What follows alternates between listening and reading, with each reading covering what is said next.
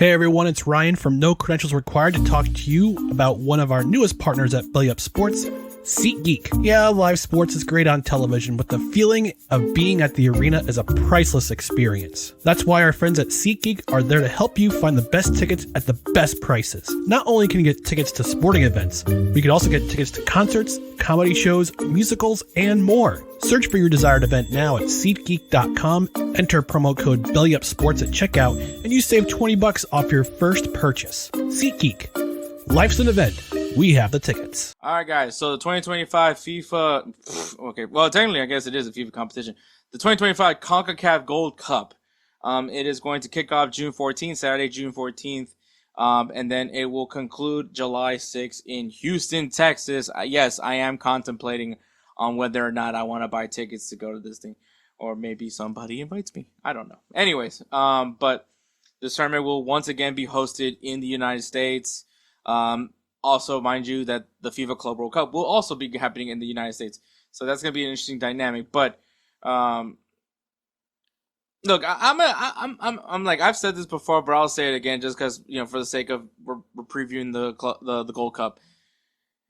CONCACAF, I get it that the U.S. has all the infrastructure, U.S. has all the resources as far as the stadiums and living situations and all that. But can we pick another host location? Like maybe let Canada host the Gold Cup at some point. Let Mexico host the Gold Cup at some point. Hell, make Central America host the Gold Cup at some point. Let the Caribbean we can, when FIFA's doing all these crazy combinations for co-hosts, why not let the whole Central America host the Gold Cup and same vice versa for the Caribbean? Let's make it a little different. I mean, hey, I'll be all for it, honestly, if it's in the Caribbean, little paradise away from everything. So, and I mean Central America too. I would love to see, the Gold Cup be played in El Cuscatlán, or be played in Guatemala, or played in Honduras. I would love to see that because one, the home, American home field advantage. Also, it's home field advantage to Mexico if you really want to think about it. But let's give somebody another home field advantage. Let's see what happens if these, what happens when we're in the humidity and the heat and all that in Central America. Does that fare a little bit better for Central American teams? So let's give it a shot. That's all I'm saying. That's all I'm saying, CONCACAF. Just give somebody else a shot. If it's because of infrastructure, give Mexico a chance to host it. I mean, let's move away from the U.S. Let's change up the hosts. Same thing goes with the Nations League. The Nations League. Let's pick somewhere else to go besides America. Let's pick other countries in CONCACAF. CONCACAF has other offers. Look, man, I'm just saying, let's just give something else a try. But anyways. But the final will be in Houston, Texas, July 6th. So your groups are as follows. We got Group A that has Mexico, Costa Rica, Suriname, and Dominican Republic. The reason why I'm pausing is not because I didn't know how to pronounce Suriname. The reason why was I was contemplating if I wanted to just knock out the storylines initially. And I'm going to do that before I do Group A. I'll just go right into the big three storylines is going to be the fact that, well, I'll combine all the big three. This is literally for Mexico, USA, and Canada. This is their dress rehearsal, if you will, for the World Cup. Now, Mexico is taking it seriously. They brought in guys that you would expect to be playing for Mexico. Canada, aside from Alphonso Davies, brought in guys that you expect to play for Canada. US, on the other hand, they wanted to give Christian Pulisic a break. And essentially gave a lot of guys the option to not have to play. The guys that you would expect to see. Anthony Robinson will not be with the U.S. men's national team, as well as Yunus Musa for reasons I believe for him to try to figure out his contract situation, his next club, I guess. Same thing for Gio Reyna. Same thing for Sergino Dest. I think is because he's still kind of, at least from what we're reading, he's still trying to rehabilitate from his injury. So it's once again, look, take that with a grain of salt, take for all you want. You heard all the old heads say, all the old man yells at cloud, including myself, that, this is one of these times where I frankly don't care. They should have been on this roster. If they were more than capable of being featured on this roster, they should have been in it. But what's done is done. There's nothing that we can do to avoid it at this point if you're a U.S. soccer supporter. Unfortunately, I am one of them. And now now a new potential that you can see. So for like I said, it's still a dress rehearsal very much so, very much so. We in some aspect you can probably argue that maybe we don't necessarily know who is the U.S. men's national team roster because let's be honest, it's been very overwhelming. So maybe the guys that we normally expect probably shouldn't be on the roster if they don't frankly care. Now there are guys that are excused. Obviously, Weston McKennie, Timothy Weah, and anybody else that's being featured in the Club World Cup. It makes a ton of sense while they're going to be with their clubs because they're in a competitive competition. So at the end of the day, they're still competing in something. And obviously, the clubs, for Weston McKennie and Timothy Weah's argument, they're guys that do get featured for the team. So I mean, like I get that part, but like for guys like Christian Pulisic, Anthony Robinson, even Yunus Musa, like you guys had absolutely no excuse that you should have been able to be featured on it. Now I also know that the friendlies probably weren't as great by the time as of this recording. Obviously, U.S. ended up losing to Turkey 2-1, which I don't think it was necessarily as bad as people are overreacting to it. I know Mexico also got shellacked 4-2 against Switzerland, and I mean both. They're gonna flip competitions in their second match, but they're friendlies. While yes, you would like to see your team win competition games, regardless of what it is, whether it's a friendly, whether it's a competition, or of any sort. But I think you can take some positives from it. I mean, like I said, aside from just giving up 2 goals in very few amount of minutes, after that they prevented anything else drastic from happening. So that's all I gotta say for U.S. Mexico. Like I said,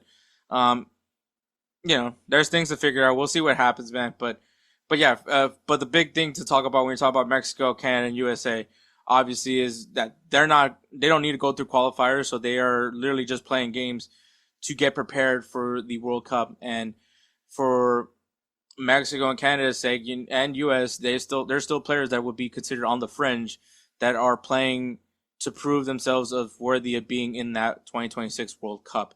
Once again, it's going to be hosted by USA, Mexico, and Canada. So the entire continent of North America is going to have a lot of pressure to make sure that they can put their best product in their own backyards. But yeah, continuing on with it, at the end of the day, man, like this is the test. And once again, you got Mexico and Canada who very much did bring guys you expect to be on their roster. And then you have the U.S. who had guys bowing out. Like I said, with Mexico, I thought I was very much intrigued of how it would be, how things would go because of the fact that they did call up Raul Jimenez, they did call up Santiago Jimenez, they did call up guys that you expect to be on the Mexico roster, and you're like, maybe they have them play the friendlies, and then come Gold Cup, they'll take them out just to have a B team, but they did not. They very much have. I don't know. I wouldn't say A team. Like I said, I can't tell you, but they do have guys you expect to be playing for Mexico, and the same thing for Canada. You got guys that you expect to play for Canada. U.S. does have some guys that you expect to be playing for the U.S. men's national team come the World Cup. It's just that obviously the quote unquote LeBron James of soccer will not be featured on it. But I digress at that point. But let's get into Group A. Just because I want to just throw that storyline out of the way, just because it's just obviously going to be featured. But we got Mexico, Costa Rica, Suriname, and Dominican Republic.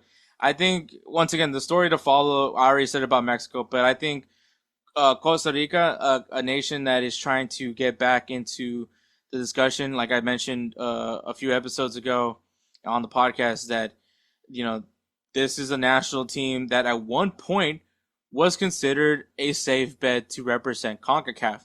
This was, at one time Canada wasn't even much of a thought, wasn't even featured in the hexagonal in some aspect. It was always USA, Costa Rica, and Mexico, and probably not in that particular order. But Costa Rica was always viewed as a powerhouse. At one point, the strongest Central American team. And I think that obviously you have El Piojo running taking charge of this national team, and probably it feels like the only time I've ever seen Keylor Navas being the goalkeeper for Costa Rica. Obviously he's now the goalkeeper for Newell's Old Boys, Messi's boyhood club, but still, I think maybe because he wants to have an opportunity to be in the World Cup, that he's getting any chance he can to build some camaraderie with the team that he has, because this is a very much different Costa Rica team. So I think while everyone's probably viewing Mexico to win out this group, it's up to Costa Rica to handle their business against the Suriname and Dominican Republic. But then at the same time, if you're Suriname and Dominican Republic, like, you want to go out there and put your best foot forward and showcase what your national team can do. Especially the Dominican Republic, a nation that's not very known for their football. And so I think, but the big storyline will be Costa Rica. I think that it's going to be a very interesting how Piojo prepares this team, and how big of an impact will Keylor Navas be on this team. And I hope that we get to see vintage Keylor Navas, because I'm a big fan of his. So we'll see what happens there. Dark horses, I'm gonna say Dominican Republic. I think that they have a huge chip on their shoulders.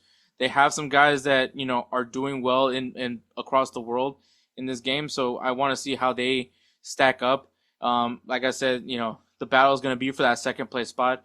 Costa Rica, there's still some question marks behind it, but I still feel like I favored them in that second place position. But can Dominican Republic take advantage of their opportunities and get in that second place spot? I think that's going to be a really interesting story. Obviously they were in the Olympics, the past summer, so we'll see if they can follow up with another good showing for Dominican Republic. My favorites to come out of the group, I said it already, it's Mexico and Costa Rica. I think that once again, Mexico competes in CONCACAF competitions. What they do.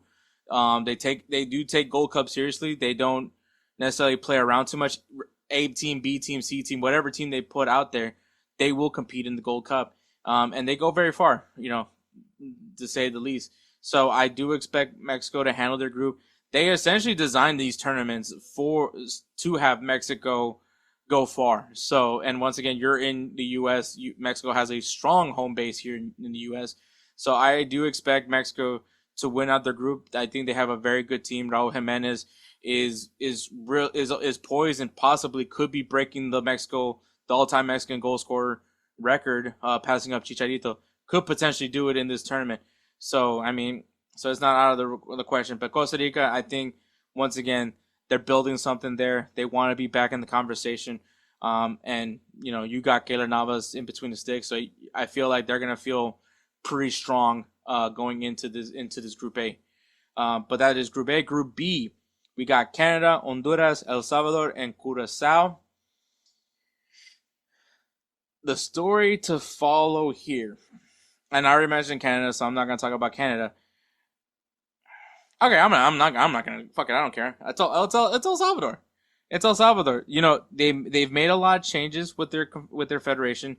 They go. They bring in a coach that has a lot of experience in CONCACAF. He previously coached Panama, and he was with Panama when they went to the World Cup. So he has a good familiarity with just in general CONCACAF. They're in an interesting group where they're playing against Curacao, a very good Caribbean nation, a nation that has performed very well in these CONCACAF competitions as of lately. And then you have Honduras, a rival. So it's going to be telling of how El Salvador performs against Curacao. Can they get a point against Canada? And honestly, I'm highlighting that Honduras game. The Honduras game is going to be very telling of what we're getting from this El Salvador team. Because they need to perform well and perform solidly. That's going to be my story to follow. Can El Salvador continue to prove where they're coming from? Obviously, there was a point where I was really low about this national team. I've been very optimistic with this team as of lately, and I hope that it continues that way to go into that trajectory, and hopefully that maybe they can seal that second place spot in the group. Player to watch, I think I threw it out from Group A, which was Raul Jimenez. The player to watch for Group B, Jonathan David. I'll grab. I went for Mexico's 9. I'm gonna go grab Canada's 9. Is Jonathan David? Jonathan David is said to be leaving Lille this season. Do I expect his performance in the CONCACAF to dictate where he's gonna go? Probably not. But I think obviously if he can show out what he can do, it just increases his stock for clubs wanting him more in the summer. But yeah, Jonathan David, I think he's poised for a big move. I think he's if he's leaving Lille, he's going to a big club or a big opportunity. So I can't wait to see that in his development as a player. So that is my player to watch for Group B. And my dark horse team, I'm gonna say Curacao. I know I was hyping up El Salvador, but Curacao, like I said, they've gotten better and better each time I've watched them in the Gold Cup.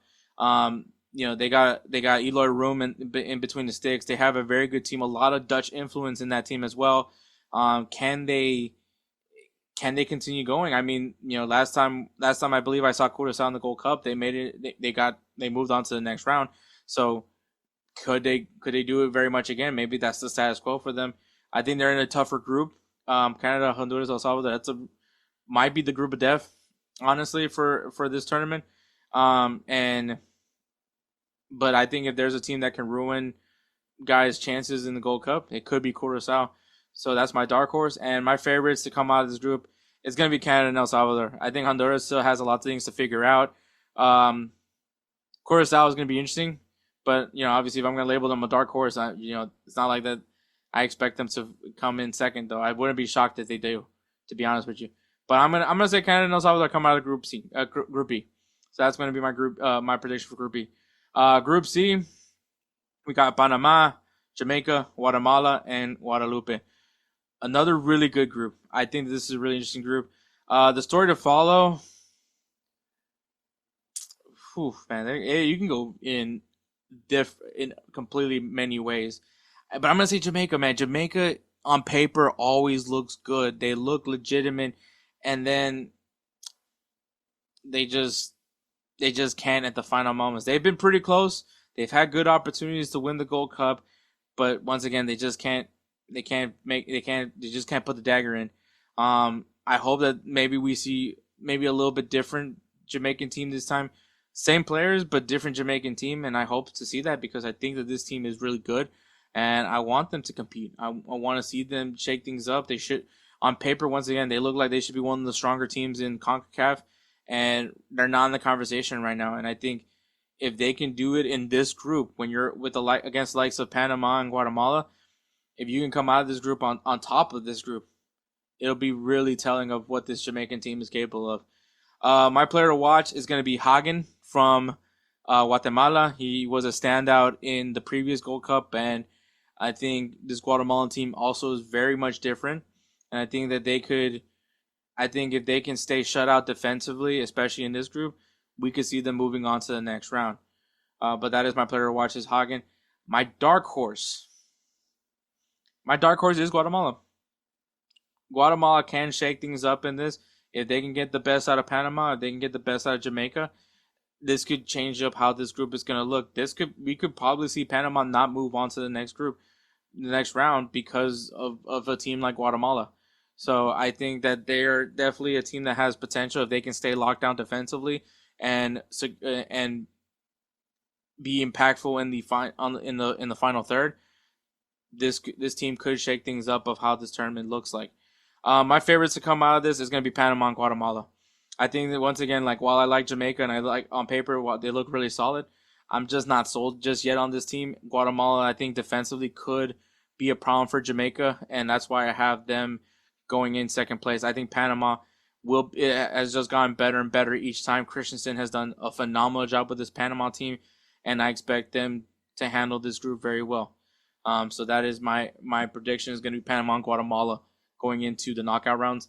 And the final group, Group D, we have USA, Haiti, Trinidad and Tobago, and Saudi Arabia. So in the Gold Cup, they always invite one nation from a different confederation to compete, and this year it is Saudi Arabia. I believe there was rumors that they were trying to get Argentina, which that would have been a terrible idea because Argentina would just, even with a C team, they probably would still go pretty far in this tournament. But yeah, so this is a really interesting group because of Saudi Arabia. People aren't entirely sure what to expect from this nation. But obviously Saudi Arabia is set to host the next World Cup, the 2034 World Cup, I believe, is going to be hosted by Saudi Arabia. I believe the next one's going to be that weird Spain, Morocco and Portugal, and for some weird reason, Argentina, Chile, no, not Chile, Panama, no, not Uruguay. Wait, was it? Yeah, no, it was Argentina, Uruguay. Is it Chile? I think it is Chile. For some weird reason, also hosting like the opening day matches. It's weird.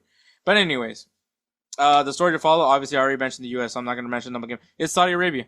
Saudi Arabia is coming here for a few reasons. Obviously, maybe to take notes about how to host. I think that's kind of one of the big ones, and then to uh, see what it's like to go against other competition besides the Asian Football Confederation. So I think that's also their objective. Obviously, a few years ago, the last Gold Cup we had Qatar in here, but I think that this is why they're here. Saudi Arabia will be an interesting team. I think that they're actually, I mean, they're a team that gets featured in a lot of World Cups, so I do expect them to put out a good showing, especially against some of the teams that are here. But I will say Haiti and Trinidad and Tobago are no slouches. It's not going to be just straightforward that easy. So don't bet that it's going to be an easy showing for Saudi Arabia. But that will be the story to follow is this Saudi Arabian team. Player to watch. I'm going to go with the U.S. I'm going to go with Diego Luna. I think that of all the players that need to have a spectacular performance, I think Diego Luna has gone the favor of Pochettino. He's been a dog. He's been anything, pretty much he's been a dog this entire time with the U.S. men's national team. Going back to when he broke his nose and got an assist before he was taken out of the game. Big balls. Remember, that's what Pochettino called him.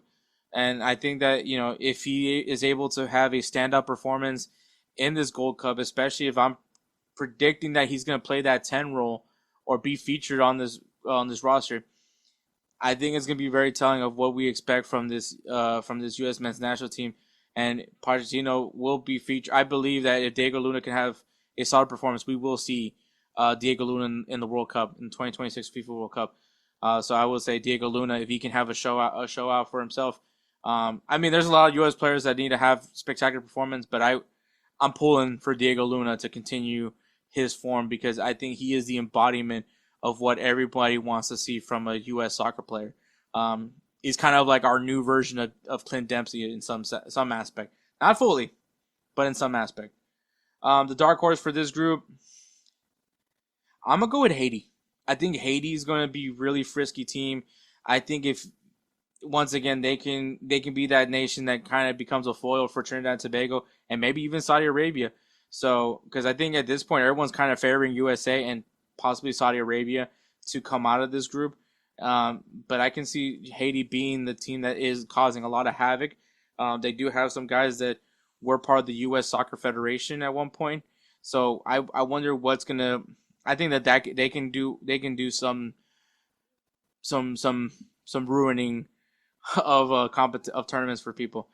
So I will say Haiti. Keep a close eye on them. Fava Pico specifically. But I think that this team it can cause some shifting in this group. And my favorites, it's going to be USA. And see, everyone's picking Saudi Arabia. Everybody's picking them. I think that that's kind of disrespectful to some of the CONCACAF nations because I think, I think that we have some good competition here in CONCACAF in a different definition of good competition. But we still have good competition. I think Saudi Arabia is very much a good team. And once again, they get featured in World Cup, so I don't want to take that away from them. But I'm gonna go with Haiti. I do think Saudi Arabia can come out of this group, but I mean, we saw Qatar and they didn't necessarily live up the bill and whatever hype they were trying to give from Qatar. But yeah, I'm gonna say Haiti. Haiti comes out the group. I think if they can get one over Saudi Arabia, I think that will be enough for them to move on to the next round. So that is my prediction from each group. My top 5. At number 5, I'm gonna at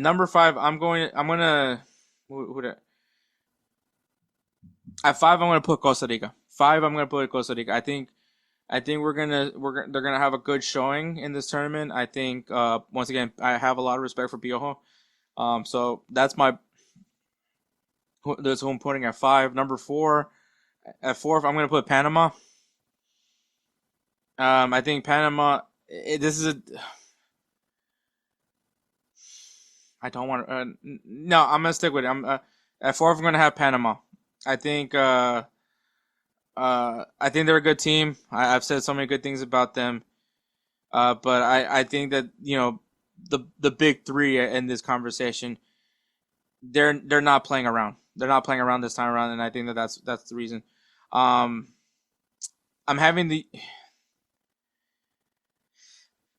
All right, at 3rd, I'm gonna have the U.S. I'm sorry, the U.S. just doesn't have a strong roster compared to the two on top above them. The roster is just not that strong. I don't. Maybe they can prove me wrong, but for right now, I'm still hesitant on this U.S. team. And once again, Canada and Mexico brought guys that they should be bringing into this for this competition. They are taking this very much seriously, and I think that's going to be very reflective. Number 2 is going to be Canada, and first play for my heavy favorite. The team that I'm going to go with to win the Gold Cup is Mexico. I think Mexico is going to take this very seriously. They're going to not be slouching on this in this competition. They want to showcase because once again, this is a dress rehearsal. This is the last competitive competition that Canada, Mexico, and USA have before the World Cup. I think Canada and Mexico have literally showed that they are taking this seriously, and they are looking at it that way by just looking at their rosters in general. USA, it's nothing to US's fault. I have nothing against the MLS guys that are being featured on this USA roster, but at the end of the day, it is not the US men's national team that we're expecting in the World Cup. Once again, they can prove me wrong. I really hope they do prove me wrong. But if you don't see Christian Pulisic on there, if you don't see, and obviously there's people that have excuses, but when you don't have a Balogun, when you don't have Sergino Dest, when you don't have the guys that could be available to you opting out of this tournament, it's just not a good look. And I'm gonna be pessimistic with this team right now. Whereas Canada and Mexico, they put out the best roster that they could put out for this occasion. Canada. The reason why I got Canada in second is just because of the fact that they just can't overcome Mexico. Maybe they do it this time around, but I don't see that happening. I think Mexico once again extends their lead right now because they are the leaders of the Gold Cup. I do expect Mexico to be lifting the Gold Cup at the end of all this. So in Houston, Texas, we're going to see Mexico lift the Gold Cup. I do firmly believe it. I think that they're taking this once again. Aguirre is going to take this competition very seriously. He's beating it into everybody's heads that they gotta put out a great performance here. Once again, it is Houston, Texas. It is going to be in the U.S. Mexico has a very strong fan base here in the U.S., and I don't expect that to change. It's going to be kind of hilarious at the same time. But yes, I do have Mexico winning the 2025 Gold Cup, and it does hurt me to say that. But that is the Gold Cup. Tell me, guys, what you guys think. But yeah. Who is that guy?